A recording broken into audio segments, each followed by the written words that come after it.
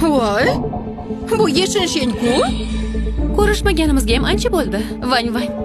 Yeshinsheng, shuncha yil o'tdi, lekin hali ham omading kelmaganga o'xshaydi. Bitta ham tuzora taqinchog'ing yo'q, shunchaki qashshoqlik. Umuman o'zgarmabdi. Shunchaki o'rganmaganman. Taqishga o'rganmaganmisan yoki qurbi yetmaydimi? Axir birga katta bo'lganmiz, aldashni bas qil. Aytdim-ku o'zgarmagan deb. Baribir bu qo'lingdan kelmaydi.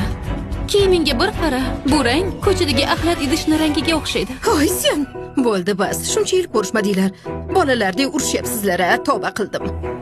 Aslida taqinchoqlar muhim emas. Bizni Shinshin axir oramizda eng omadlisi-ku. O'shanda faqat u o'qishga kirgandi. Nima qilibdi? U hatto universitetni tamomlamasdan bola tug'ishga ketgan deb eshitgandim. Hatto turmushga ham chiqmabdi. Vang, jim bo'lmaysanmi? Gapirga kelmasa gapirma. Bugun men nafaqat tadbirga, balki bolalar uyiga xayriya qilish uchun ham keldim.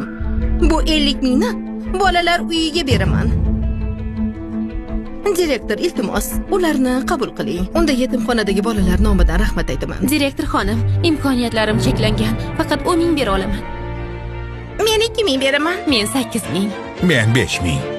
Yeshinsheng, oramizda faqat sen oliy ma'lumotlisan. Hammadan ko'proq muvaffaqiyatga erishgan bo'lsang kerak, qancha pul xayriya qilasan?